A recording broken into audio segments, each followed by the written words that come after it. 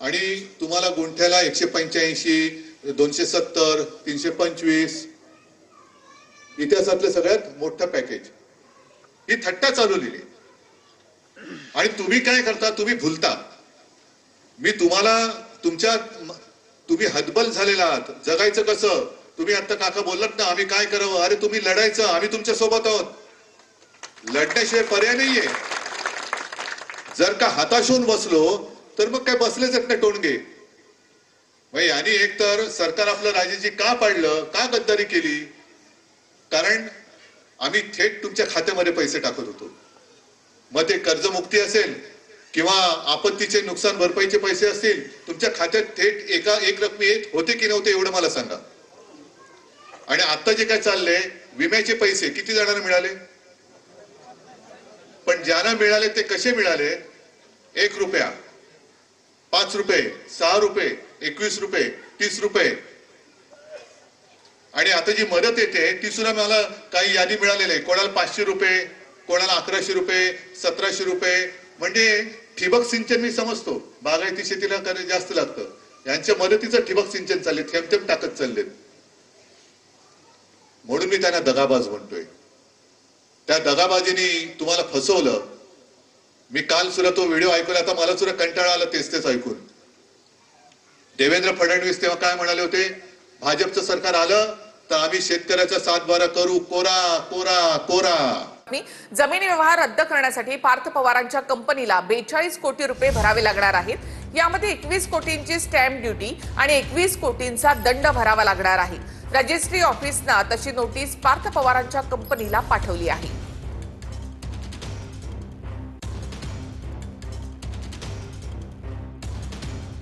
तर पार्थ पवारांच्या कंपनीला 42 कोटी भरावे लागतील. स्टॅम्प ड्युटी 5% आणि स्थानिक संस्था कर 1%, मेट्रो कर 1% द्यावा लागणार आहे. एकूण 60% मुद्रांक शुल्क पार्थ पवारांच्या कंपनीला भरावं लागेल. व्यवहारावरील दंड सुद्धा शासनाला द्यावा लागेल. हा दंड 21 कोटी रुपये असल्याची माहिती आहे. मुद्रांक शुल्क माफीचा दावा करून खरेदी खत नोंदवण्यात आलं होतं. प्रत्यक्षात 500 रुपये मुद्रांक शुल्कही देण्यात आलेलं नाही. त्यामुळे दस्त योग्य मुद्रांकित नाही.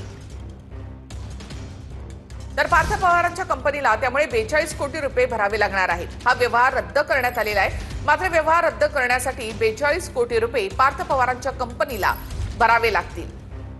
21 कोटींची स्टॅम्प ड्युटी आणि 21 कोटी रुपये दंड देखील त्यांना भरावा लागणार आहे. असे एकूण 42 कोटी त्यांना भरावे लागतील असं रजिस्ट्री ऑफिसनं म्हटलेलं आहे.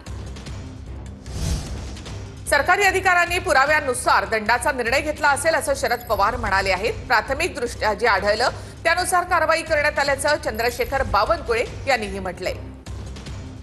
तर सरकारी अधिकाऱ्यांनी पुराव्यानुसार दंडाचा निर्णय घेतला असेल असं शरद पवार यांनी म्हटलेलं आहे. प्राथमिक दृष्ट्या जे आढळलं त्यानुसार कारवाई करण्यात आली आहे असं चंद्रशेखर बावनकुळे यांनी म्हटलेलं आहे. व्यवहार रद्द करण्यासाठी पार्थ पवारांच्या कंपनीला 42 कोटी रुपये भरावे लागणार आहेत.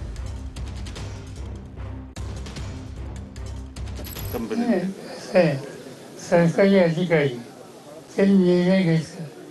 त्यांनी निर्णय घेतला असेल त्याच्याकडे काही मजबूत पुरावे तर काही गोष्टी असतील त्याच्याचा कसा निर्णय. प्राथमिक दृष्ट्या जे सकृत दर्शनी आम्हाला आढळलं त्यावर आम्ही कारवाई केली, गुन्हे दाखल केले. आता चौकशीमध्ये जे जे काही येईल, महिनाभरात चौकशी पूर्ण होणार आहे. चौकशी अंती जे जे काही त्यामध्ये दिसेल ते आम्ही आमचं सरकार करेल. देवेंद्रजींनी मुख्यमंत्र्यांनी स्पष्ट सूचना दिल्या आहेत. पुण्यामधल्या कोरेगाव पार्कमधल्या जमीन गैरव्यवहार प्रकरणामध्ये पार्थ पवारांवर गुन्हा का दाखल नाही हे फडणवीसच सांगू शकतात असं शरद पवार म्हणाले. जमीन गैरव्यवहार प्रकरण अतिशय गंभीर असल्याचं फडणवीसांनी म्हटलं होतं. मग फडणवीसांनी चौकशी करून याचं वास्तव समाजासमोर ठेवलं पाहिजे अशी मागणी शरद पवार यांनी केली आहे. पुण्यातल्या कोरेगाव पार्कमधल्या जमीन गैरव्यवहार प्रकरणात पार्थ पवारांवर गुन्हा का दाखल नाही हे फडणवीसच सांगू शकतात असं शरद पवार म्हणाले. जमीन गैरव्यवहार प्रकरण अतिशय गंभीर असल्याचं फडणवीसांनी सांगितलं होतं. मग फडणवीसांनी चौकशी करून याचं वास्तव समाजासमोर ठेवलं पाहिजे अशी मागणी शरद पवार यांनी केली आहे. महाराष्ट्राचे गृहमंत्री याचं उत्तर देऊ शकतो, हे आम्ही नाही देऊ शकतो. फर्स्ट इन्फॉर्मेशन रिपोर्टमध्ये जे सिग्नेटरीज असतील, जे वेंडर्स असतील, ज्यांनी मान्यता दिल्या असतील त्यांच्यावरच गुन्हा दाखल होतो. त्यामुळे जे काही त्या कंपनीचे ऑथराईज सिग्नेटरी होते, ज्यांनी हा सगळा व्यवहार केला, त्यांच्यावर गुन्हा दाखल झालेला आहे. पुण्यातल्या जमीन व्यवहार प्रकरणामध्ये सुप्रिया सुळेंनी पार्थ पवारांबद्दल सॉफ्ट कॉर्नर दाखवला होता. पण ते सुप्रिया सुळेंचं वैयक्तिक मत असू शकतं असं शरद पवार म्हणाले. मी पार्थची सकाळीच बोलले, जेव्हा मला ही माहिती आली तेव्हा मी पहिला फोन आधी पार्थला केला की बाबा रे काय ही बातमी मला समजून तरी सांग. त्याचं म्हणणं आहे आत्या मी काही चूक केलेले नाही आहे आणि माझ्या वकिलांशी माझं बोलणं झालं. तर जर वकिलांनी बोलणं झालंय तर ते वकील कदाचित सगळे कागदपत्र घेऊन तुम्हाला क्लॅरिफिकेशन देतील. सुप्रिया सुळे म्हणतात की पार्थ पवार असं करतील असं मला वाटत नाही. असं त्यांचं मत असू शकतं कोणाचं. सुप्रिया सुळे म्हणतात की पार्थ पवार असं करतील असं मला वाटत नाही.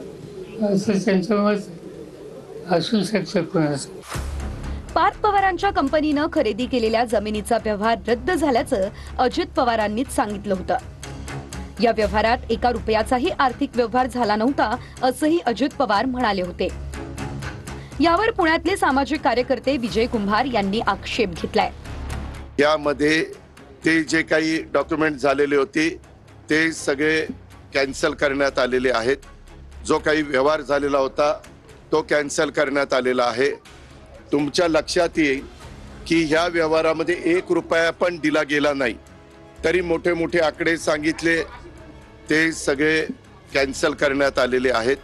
या राज्याचे ॲडिशनल चीफ सेक्रेटरी रेव्हेन्यू यांच्या अध्यक्षतेखाली काही विभागीय आयुक्त आणि काही वेगवेगळे मान्यवर आणि त्यांना ह्या संदर्भामध्ये या सगळ्याची चौकशी करून हे साधारण 1 महिन्याच्या आत हा अहवाल सादर करावा अशा पद्धतीनं सूचना केलेल्या आहेत.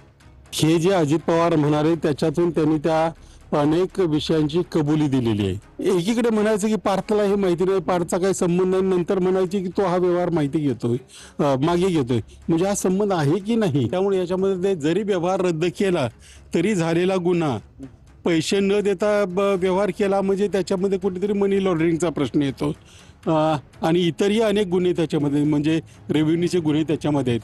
मग अशा स्थितीमध्ये तो व्यवहार रद्द केला तरी गुन्हा रद्द होत नाही. आपला पक्ष तर चोरलाच, मतं तर चोरलीच, आता जमीन पण चोरायला लागली. आणि पहिल्याच दिवशी मला पत्रकारांनी विचारलं, काही जणांनी विचारलं तुमची प्रतिक्रिया काय.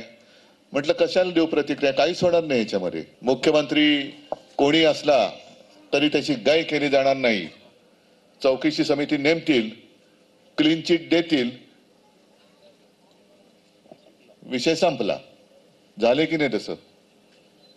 तसंच होतंय. किती प्रकरणं काढायची यांची. आता अजित पवारचं जे वक्तव्य आहे की अरे तुम्हाला सगळंच फुकटचं पाहिजे, हातपाय हलवा ना जरा. मग तुम्ही हातपाय ना हलवता, अजित पवारांनी सांगायचं जमीन मिळाली ना तुम्हाला. काय हलवलं होतं तुम्ही की जमीन मिळाली फुकटात तुम्हाला? पक्षामध्ये बी ऐकत नाही ते मुलं. काल ते म्हणले मुलं मोठी झाली आता ते ऐकत नाहीत. हा यावर आयुष्य 2 दिवस अगोदर मी की दादांचं कोण ऐकत नाही. आता हे मुलगा बी ऐकत नाही. दादा म्हणले ते मोठे झाले आता मला नाही, ते अर्थ तोच होता. मी ते बरोबर 2 दिवस अगोदर बोललो की दादांचं कोण ऐकत नाही. दादांकडे एक बघायचा दृष्टिकोन, एक सक्षम नेता, फरडाव नेता, काम करणारा नेता, ही जी प्रतिमा होती ती काही लोक आता काय चाललंय हेच कळत नाही. ह्या महाराष्ट्रात चाललंच काय ते कळत नाही. पण तो चूक झाली, त्याला शेवटी त्यांना असं चोरी करायची आणि दुसऱ्या दिवशी माझं नाही ना मी चोरी धरा पैसे असं नाही होत. ह्याच्यावर ऍक्शन झाली पाहिजे, सगळ्यांवर झाली पाहिजे. त्याचप्रमाणे जैन बोर्डिंगमध्ये 250 कोटी, 300 कोटी, 500 कोटी, 1000 कोटी शिवाय आता नावच निघत नाही. आणि मग एवढे पैसे आलेत कुठनं, हा एक महत्वाचा भाग आहे. आणि सगळे ईडी मार्फत याची चौकशी झाली पाहिजे. मग ह्याची झाली पाहिजे, त्याची बी झाली पाहिजे. तर फरार शीतल तेजवानी परदेशात असल्याची शक्यता आहे. शीतल तेजवानी समोर आल्यानंतरच अमेडिया कंपनीचा जमीन व्यवहार रद्द होणार आहे. शीतल तेजवानी गायब असल्यामुळे पार्थ पवारांचा वादग्रस्त जमीन व्यवहार रद्द होऊ शकत नाही. पुण्यातील मुंढवा आणि बोपोडीतील जमीन घोटाळ्याप्रकरणी शीतल तेजवानी फरार असल्याची सूत्रांची माहिती आहे. शीतल तेजवानी विरोधात 2 गुन्हे दाखल करण्यात आले आहेत. पुण्यातील पार्थ पवार जमीन गैरव्यवहार प्रकरणी शीतल तेजवानीचं नाव चर्चेत आलं. सागर सूर्यवंशीनं शीतल तेजवानीसह कुटुंबियांच्या नावे 10 कर्ज घेतली. 41 कोटींची 10 कर्ज घेताना सागर आणि शीतलनं बनावट कागदपत्र सादर केली. 2019ला सहकार सह आयुक्त राजेश जाधवर यांच्या ऑडिटमध्ये घोटाळा उघड झाला. 31 मार्च 2021 पर्यंत कर्जाची रक्कम 60 कोटींच्या घरात गेली. जानेवारी 2023 मध्ये ईडीकडून सागर सूर्यवंशीच्या घर आणि कार्यालयावर छापा टाकण्यात आला. सागर सूर्यवंशीच्या 45 कोटींच्या मालमत्ता जप्त झाल्या. मे 2023 मध्ये स्पेशल कोर्टात खटला दाखल करण्यात आला. सागर सूर्यवंशीला ऑक्टोबर 2021 मध्ये आधी सीआयडीनं आणि नंतर पिंपरी चिंचवड पोलिसांनी अटक केली. जामिनावर बाहेर येताच सागर सूर्यवंशीला जून 2023 मध्ये ईडीकडून अटक करण्यात आली. स्वतः दादा होते, स्वतः विरोधी जी कोणी आहे मत मांडणारी रुपाली पाटील ठोंबरे, तिच्या घरचे, माझ्या घरचे, एवढे सगळेजण तिथे उपस्थित होते. काय चर्चा झाली? चर्चा अशी झाली की जे काही माझं वैयक्तिक जे काही वाद झाले होते त्याला जे राजकीय स्वरूप दिलं गेलं, वाद मिटला असं म्हणता येणार नाही. आता जे काय होणार आहे ते सीपी आणि पोलीस जे काय आहे ती यंत्रणा ते सगळा तपास करून निर्णय देणार आहे.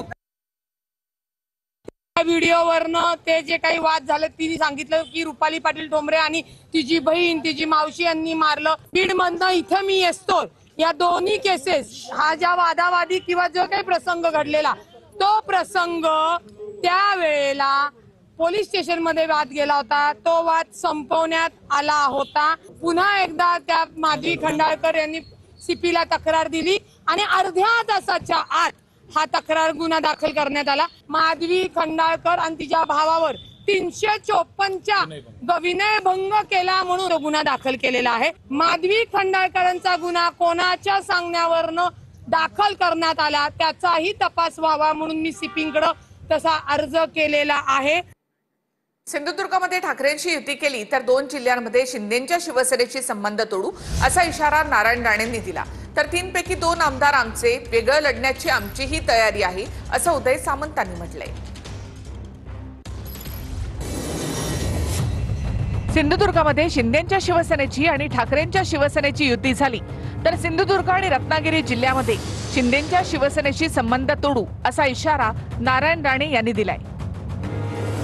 स्थानिक निवडणुकीमध्ये सिंधुदुर्ग जिल्ह्यामध्ये भाजपने एकटं लढण्याची तयारी केली आहे. पालकमंत्री नितेश राणे यांनी तसे संकेत देखील दिले आहेत. त्यामुळे कणकवली नगरपंचायतीमध्ये शिंदेंच्या शिवसेनेनं ठाकरेंच्या शिवसेनेशी युती करण्याची चाचपणी सुरू केली आहे.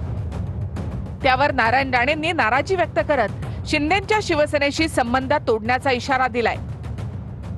कणकवली शहरामध्ये ज्या विविध संस्था आहेत, ज्या सामाजिक संस्था आहेत, त्यांच्याकडून एक प्रस्ताव असा आला, शहर विकास आघाडी जर आपण केली शहराच्या विकासासाठी तर तो वाद त्या ठिकाणी होणार नाही. ह्या सगळ्या गोष्टीला आपण फाटा देता येईल आणि ह्या माध्यमातून त्यांनी एक प्रस्ताव दिला की अशा प्रकारचा निर्णय जर घेतला तर गावातलं वातावरण पीसफुल राहील. तो प्रस्ताव आम्ही तसाच वरिष्ठांकडे पाठवलेला आहे. तो कोण राजन तेली टेम्पररी आहे, आता आलाय, अजून तो परमनंट व्हायचा आहे.